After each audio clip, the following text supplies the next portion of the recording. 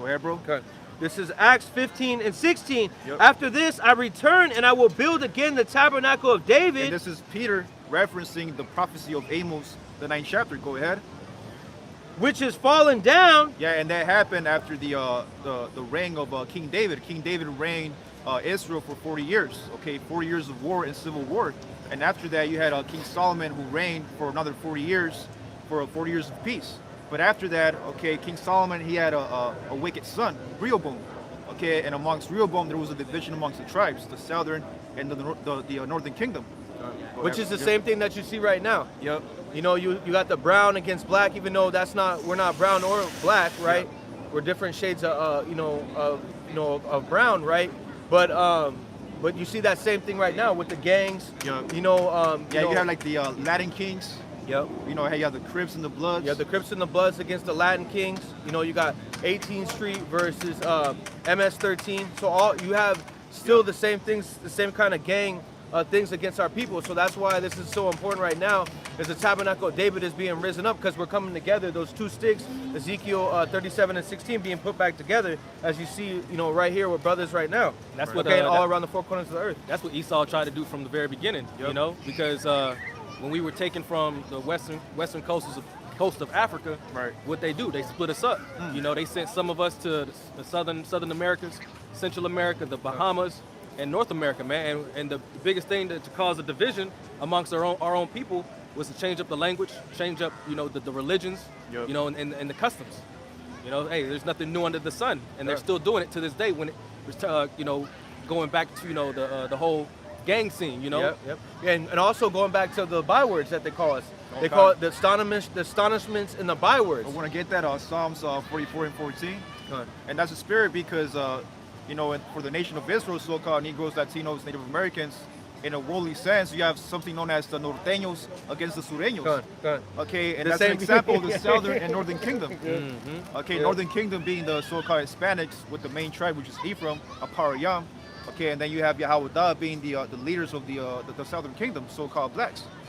So this is Psalms 44 and 14. Thou make us a byword among the heathen, a shaking of the head among the people. Yeah, a shaking of the head amongst the people. That's why, whenever the heathens hear about a so-called Latino or so-called black, okay, they actually think about Chicano culture, black culture.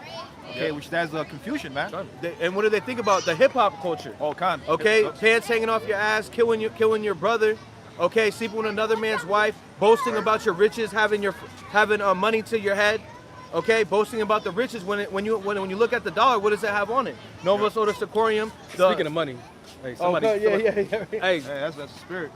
Hey, you dropped your. You dropped your $2, $3, $4. She dropped. She got the other part. Yeah, so speaking about money, that's the Lord. You know what I mean? That's the spirit. Yep. That's the Lord speaking right there. And the dollar bills, what do they have? They have the Edomite's face on it. Yep. Okay? And that's our oppressor, which is the self-proclaimed white man, the Rothschilds, the Rockefellers, the Oppenheimers, the DuPonts, the Kennedys. These are the wicked that it speaks about in the scriptures that would have the fatness of the earth. And when you go into that word fatness, it goes into the oil. Who owns the oil? Look at Russia. Look at Babylon the Great, because this is the Edomites' cash cow in Babylon the Great, right? They're able to push forth that vibration of man on man, woman on woman, transformers. Okay, dividing the families, putting the woman above the man. Okay, and what does that create? Division. It creates what you see, the GMO babies. People. They're lost. They don't have their true power. They're lost without their power, right? And that's another way the brother brought out. Psalms 44 and 14. They divide us by the names, calling us, Puerto Rican, which is poor rich. Okay, Indian, which is savage. Okay, black, which is void of light.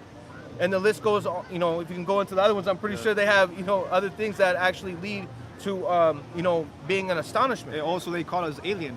When you actually go into various Issacharites, because Issachar has various cards for passport, they have a so-called alien number, which that word alien in the Hebrew is gayar, which means a foreigner. Yep. So they see us as foreigners, not from this so-called country. When actually, the northern tribes were already over here. Before, because this Mexico. Mexico went all the way up to Canada. Yeah, it was known as Española. Okay, Española, where you had like a lot of fruits and vegetables, paradise, man. Yep. Okay. Bro. Also known as Arsareth. Yep. Arsareth. What is that? Second Ezra 13. Yep. This is Acts 15 and 16. After this, I return and I will build again the tabernacle of David. And that's happening now. Okay, the Lord, he's building or edifying, okay, the tabernacle of David. That word tabernacle in the Hebrew is bayath, the house of King David. Okay, and this is actual a very personal house. It's like you have the so-called Italian mafia. They have something known as a motto, the La Costa Nuestra, Yep. which is only for us, but it's not for the heathens. It's only for the tabernacle of David.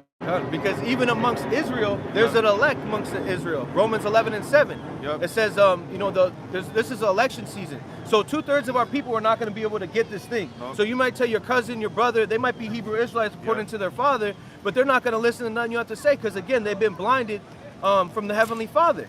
Okay? Plus, if they're not of the elect, they're not invited to the house. 'Cause It tells you that in the book of Sirach, let not every man into your house. Yep. Okay, which is the house of King David, man. So we're not going to let the house of Saul come inside our house because he's going to try to overtake it, man. And one example of that is false doctrine. Yep. Okay, calling on Yahweh, calling on Yeshua, calling on Jesus Christ. That's a sign you're not in the tabernacle of David. That's a red flag. Yep. Okay? Man.